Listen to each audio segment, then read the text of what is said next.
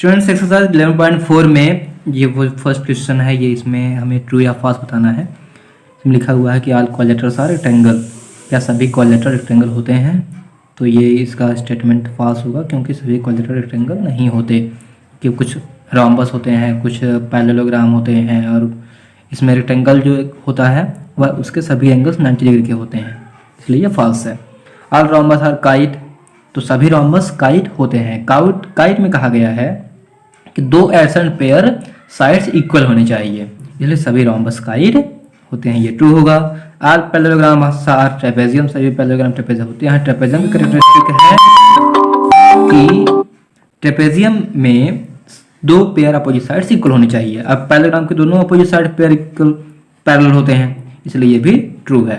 सम square में not be rectangle, कुछ square rectangle नहीं हो सकते, लेकिन ऐसा तो हो नहीं सकता क्योंकि जब रेक्टेंगल के सभी साइड्स इक्वल होती हैं तभी वो स्क्वायर कहलाता है। इसका मतलब हर एक स्क्वायर रेक्टेंगल होता है, तो ये स्टेटमेंट फॉल्स है।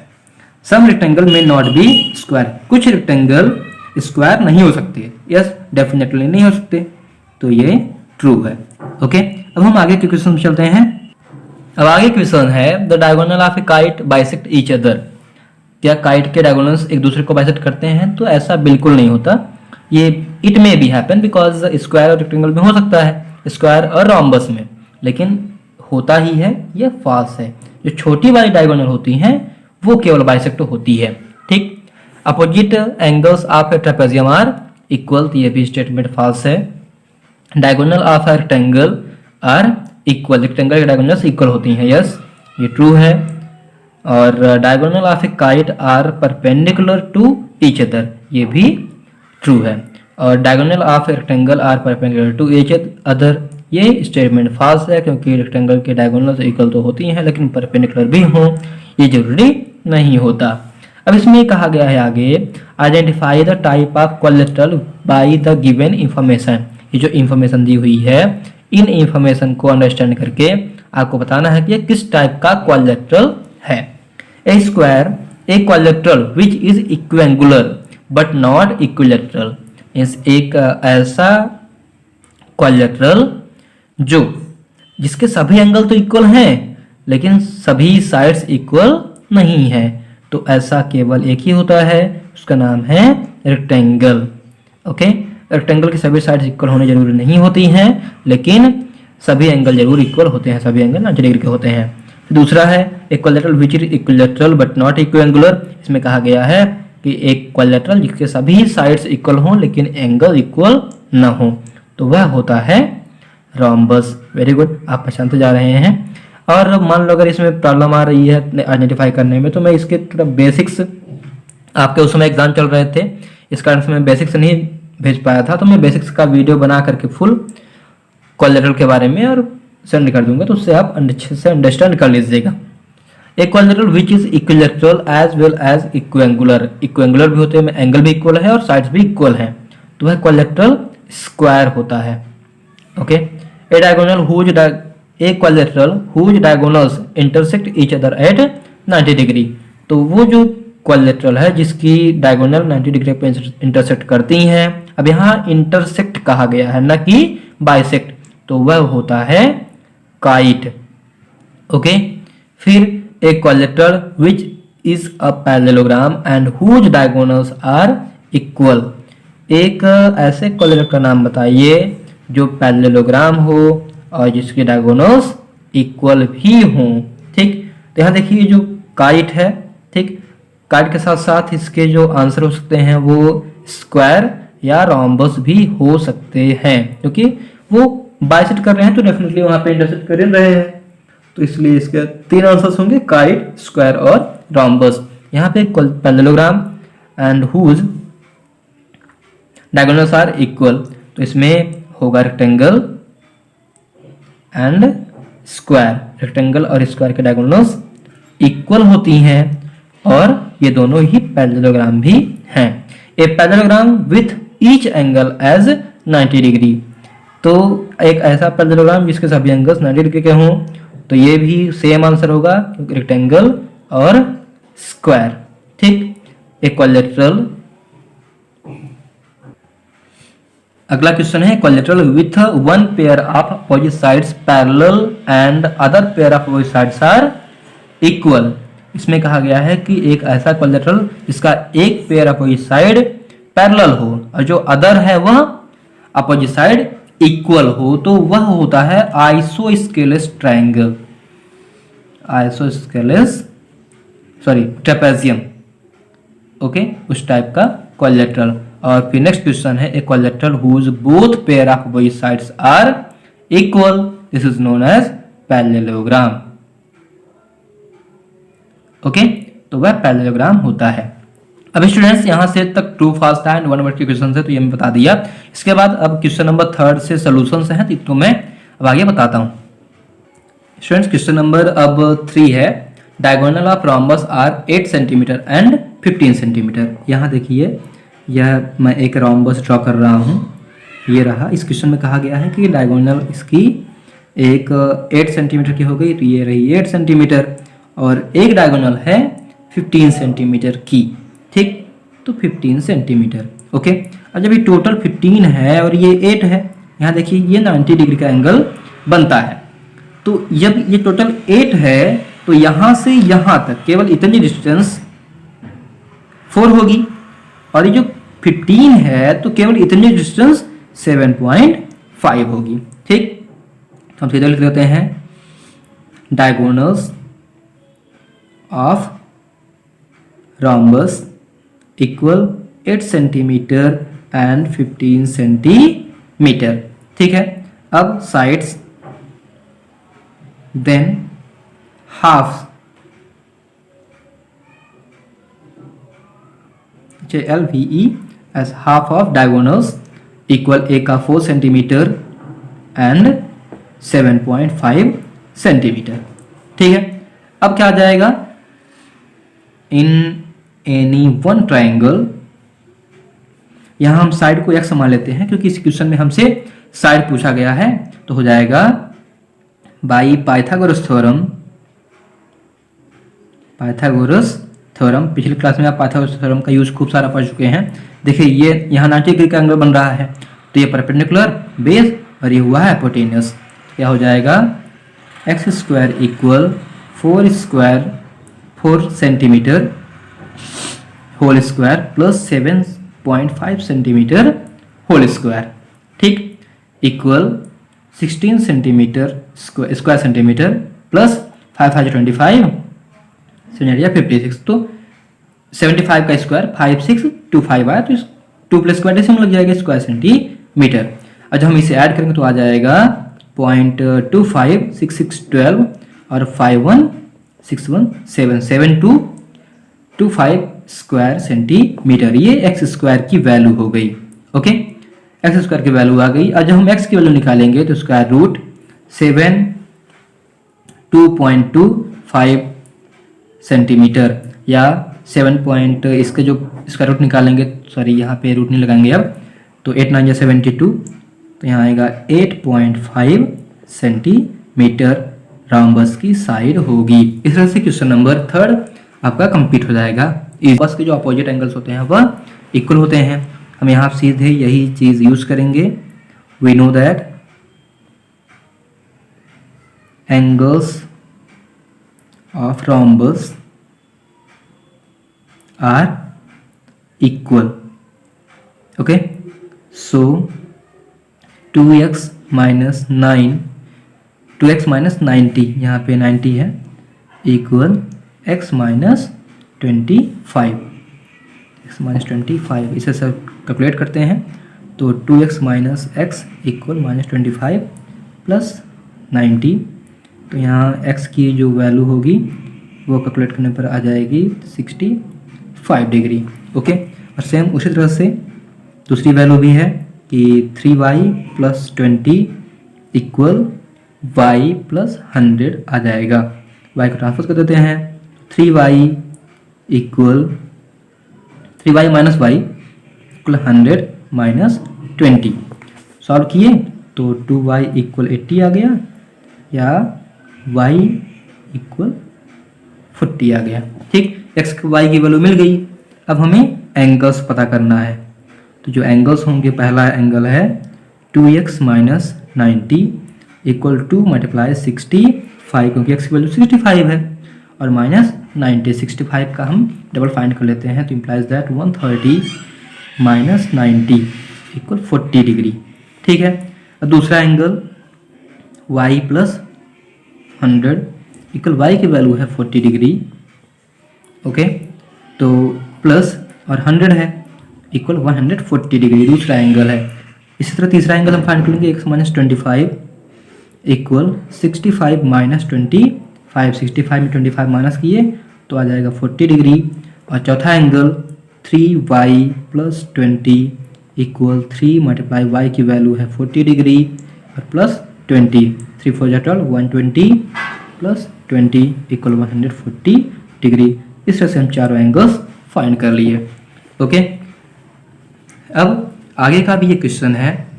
क्वेश्चन में दिया हुआ है, क्वेश्चन नंबर 6 में, कि एक रेक्टेंगल है EFGH। ओके, तो हम एक ड्रॉ कर लेते हैं। ये रहा एक रेक्टेंगल अपना EFGH। EFGH जिसकी जो डायगोनल्स हैं वो J पर इंटरसेक्ट कर रही हैं, तो हमने डायगोनल ड्रॉ कर दिया, डायगोनल्स J पर इंटरसेक्ट कर रही हैं। अब x की वैल्यू हमें पता करनी है, जबकि JF दिया हुआ है। देखिए JF कहाँ है, तो ये JF है, तो JF की वैल्यू दी गई है 8x प्लस 4, 8x प्लस 4, और EG की वैल्यू दी है 24x माइनस 8। EG कहाँ है, तो ये रहा EG, ये पूरा यहाँ JF इक्वल 8x प्लस 4 और EG equal 24x minus 8। Okay, तो हम क्या करेंगे, अब यहाँ से हम सॉल्व करते हैं। सबसे पहले हम HF निकाल लेते हैं। HF equal 2 multiply JF। हमारे पास दो ही ऑप्शन है, या तो हम इसको आधा करें, दूसरे वाले को डबल कर दें, तो सिंपल डबल कर लेते हैं, तो इक्वल 2 इंटू 8x प्लस 4 आ जाएगा। तो HF की वैल्यू आ गई, एंड EG की वैल्यू अपने पास ऑलरेडी है ही, EG इक्वल 24x माइनस 8। इसे भी सिंप्लीफाई कर देते हैं, 2 4 जा 8 पे 16, 16x और प्लस 8। ठीक, तो हमें पता है कि diagonals of rectangle are equal. Okay, जब डायगोनल्स इक्वल होती हैं इसलिए HF is equal to EG। अब HF की वैल्यू कितनी है, 16x प्लस 8, और EG की वैल्यू है 24x माइनस 8। ठीक, और हम इसे अब सॉल्व कर लेते हैं। 8 को एक साइड कर लिए और x को एक साइड कर लिए, तो यहाँ आ गया 8 plus 8 equal 24x minus 16x। 24x में 16x माइनस कर दिए, यहाँ पे आएगा 8 का डबल 16 और इक्वल यहाँ पर मिल जाएगा हमें 8x। ट्रांसपोज कर दिए तो 2 इक्वल x, मीन्स x की जो वैल्यू आई वो कितना आ गई, 2 आ गई। और हमें इस क्वेश्चन में बस x की वैल्यू पता करनी थी। स्टूडेंट्स, एक रोम्बस है जिसका नाम स्योर है, SURE। ओके, जिसमें SU इक्वल 5 सेंटीमीटर दिया हुआ है, तो ये 5 सेंटीमीटर है। जब ये 5 सेंटीमीटर मतलब जो रोम्बस के सभी साइड हैं, सभी साइड से भी 5 सेंटीमीटर हैं, और OE की वैल्यू भी दी हुई है। ये जो O है इंटरसेक्शन पॉइंट, OE की वैल्यू दी हुई है, और ये है 3 सेंटीमीटर। ओके, तो इस क्वेश्चन में हमसे पूछा गया है find the length of diagonal SR। हमें SR की वैल्यू पता करनी है। तो अगर देखिए इस ट्रायंगल में SOE, तो ये भी 5 सेंटीमीटर हो जाएगा। ठीक, तो हम सीधे लिखते हैं side of rhombus equal 5 centimetre. ठीक है, एंड OE इक्वल 3 सेंटीमीटर। तो in triangle SOE by Pythagoras theorem. Okay, तो क्या आ जाएगा, SO square is equal to S O square plus, अब मैं शॉर्ट में नहीं करता हूँ, थोड़ा एक्सपेंड कर देता हूँ, ओ E square equal S E square होगा।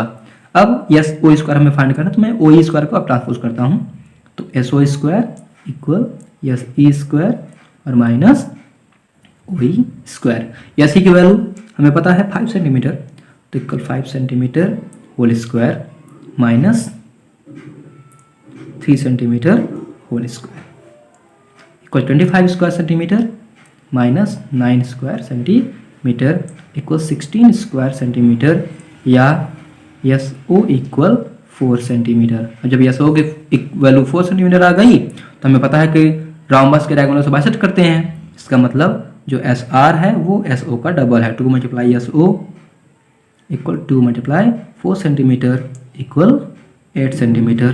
This is finished. ओके, अब आगे हम निकलते हैं क्वेश्चन नंबर 8 की तरफ। क्वेश्चन नंबर 8 में है एक rectangular pentagon A B C D E, एक regular pentagon A B C D E. Okay, ये थोड़ा सा टेढ़ा मेढ़ा बना जा रहा है। okay.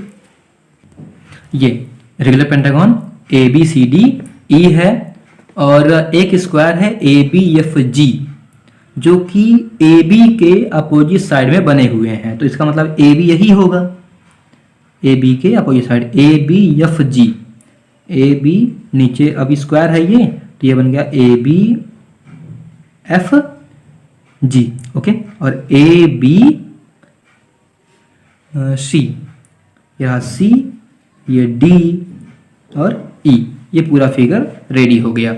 ये पेंटागन रेगुलर है और ये स्क्वायर तो रेगुलर ऑलरेडी है इक्विलैटरल, तो हमें पता करना है ये बी सी एफ की वैल्यू क्या होगी। बी सी एफ मीन्स अगर हम इसे ड्रॉ कर दें, सॉरी ये थोड़ा टेढ़ा हो गया, तो इस एंगल की वैल्यू क्या होगी। ध्यान से देखिए, ये एंगल कितने का है, 90 डिग्री का, हमें ये एंगल पता करना होगा। ठीक, तो हम क्या करेंगे, one angle of regular pentagon, pentagon equal n minus 2 into 180 upon n, और पेंटागन में n 5 साइड्स होती हैं, तो 5 माइनस 2 3 आ जाएगा, 3 मल्टीप्लाई 180 और अपॉन 5 से डिवाइड कर देते हैं, तो डिवाइड करने पर हमें मिलेगा, डिवाइड करते हैं, यहाँ 36 आया और 3 18, तो यहाँ 108 डिग्री आ जाएगा। ये वाला एंगल 108 डिग्री का हो गया और यह एंगल 90 डिग्री का हो गया, ये हमें पता है।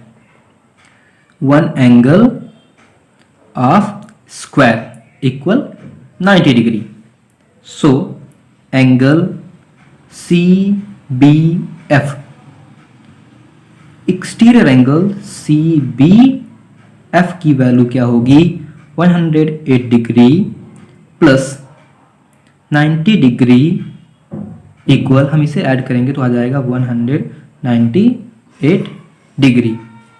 ओके, तो इन, अब ये जो सी बी एफ था, अब हम ट्रायंगल चलते हैं, in triangle C B F, in triangle C B F, अभी हम ये जो वैल्यू निकाले इस वाले सी बी एफ के निकाले थे, ठीक है, इसलिए हम यहाँ exterior of C B F लिखे थे। अब हम ट्रायंगल सी बी एफ में चल रहे हैं, तो हम जब सी बी एफ लिखेंगे तो ये अंदर वाला सी बी एफ होगा।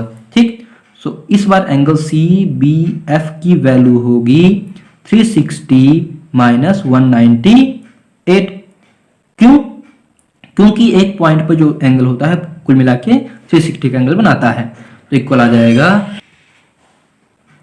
हाँ 60 और 60, ये 62 डिग्री। अब ध्यान से यहाँ देखिए, ये 62 डिग्री आ गया, 200, 300, 162 आएगा।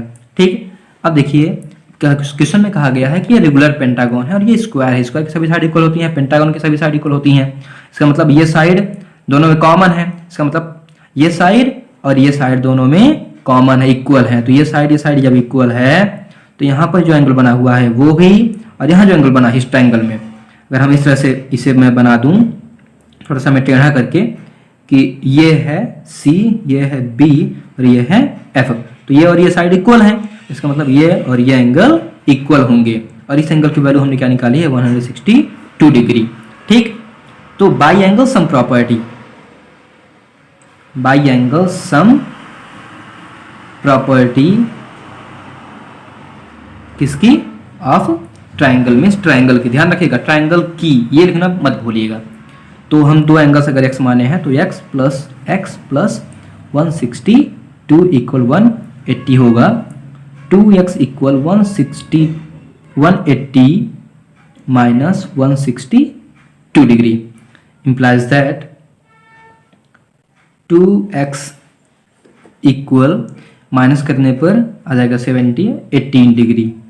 ओके, अब सॉल्व किए, सॉल्व करने पर 2x इक्वल 18 डिग्री आया या 18 डिग्री, x इक्वल 9 डिग्री आ गया। हमसे क्वेश्चन में क्या पूछा गया था, BCF, तो हम x की जगह पर एंगल x का पूरा नाम लिख देते हैं BCF equal 9 degree and this is answer. Okay, अब क्वेश्चन नंबर 9 है। क्वेश्चन नंबर 9 में हमसे पूछा गया है explain how a square is a rectangle. ठीक, एक स्क्वायर कैसे एक रेक्टेंगल भी है, तो यहां बताएंगे opposite sides are equal and parallel with all angles are 90 degree. So वह जो स्क्वायर है वह रेक्टेंगल भी है। ठीक, दूसरी चीज इसमें पूछी गई है how a square is parallelogram. तो यहाँ हम बताएंगे केवल इसमें आधा इतना ही रीजन चल जाएगा, इसमें सभी एंगल के बारे में हमें ये बताने की जरूरत नहीं है कि opposite sides are equal and parallel. तीसरे के लिए जब ये पैरेललोग्राम के लिए कंडीशन थी, एक स्क्वायर पैरेललोग्राम कब कहलाएगा, क्यों कहलाएगा। एक स्क्वायर को रोम्बस हम क्यों कह सकते हैं, क्योंकि ऑल साइड्स आर इक्वल, सभी साइड्स इक्वल होती हैं, इसे हम इसे रोम्बस भी कह सकते हैं। और चौथा है कि हम काइट क्यों कह सकते हैं, क्योंकि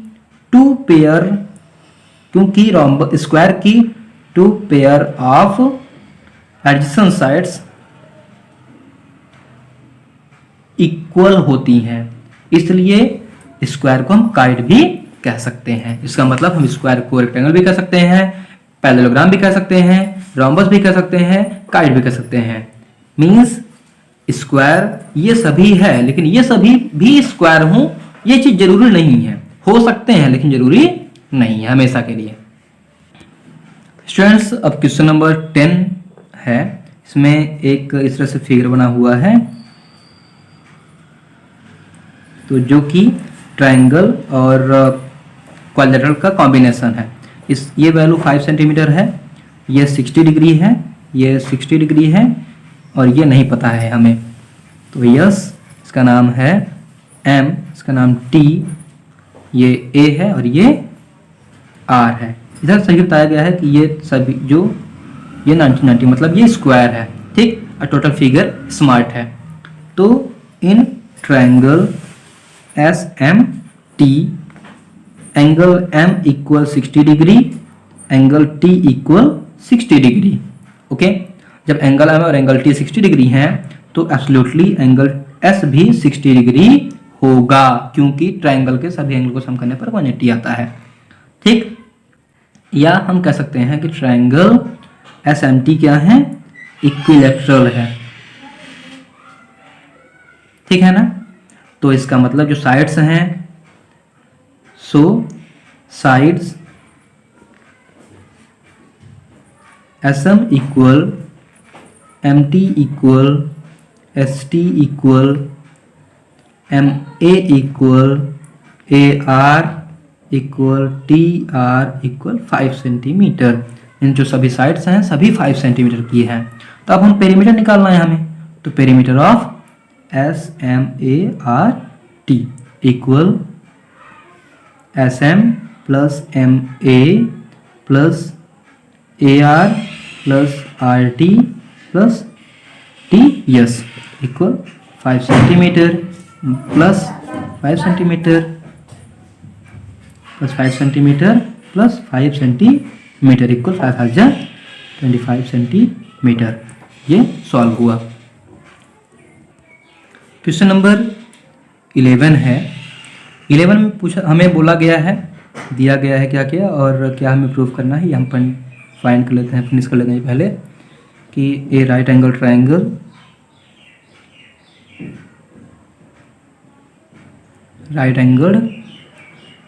ट्रायंगल दिया गया है और हमें प्रूव करना है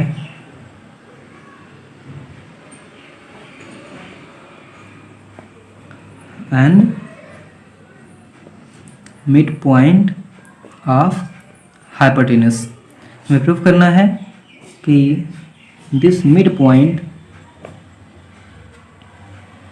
इज इक्विडिस्टेंस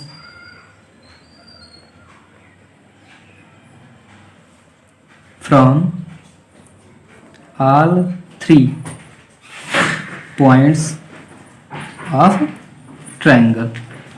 मीन्स ये रहा इसका figure.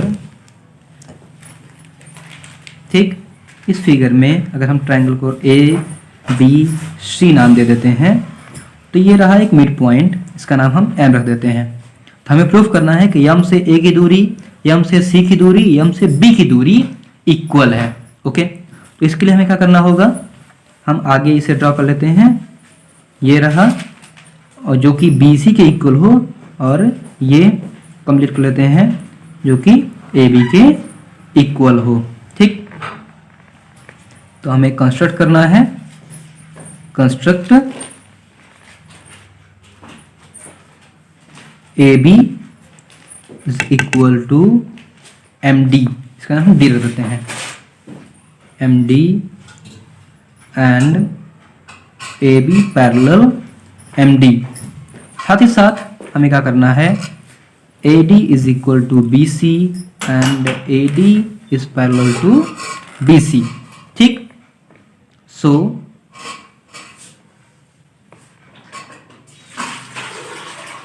ABCD is a rectangle. Why? क्योंकि एक angle already, angle B is 90 degree एक एंगल दिया गया है। इस कंडीशन के बेसिस पे ABCD पैरेललोग्राम रेडी हो चुका था। ठीक, अब जब हम क्या करेंगे, ज्वाइन BD, डायगोनल BD को हम ज्वाइन कर देते हैं। ठीक है, and by rectangle property diagonals of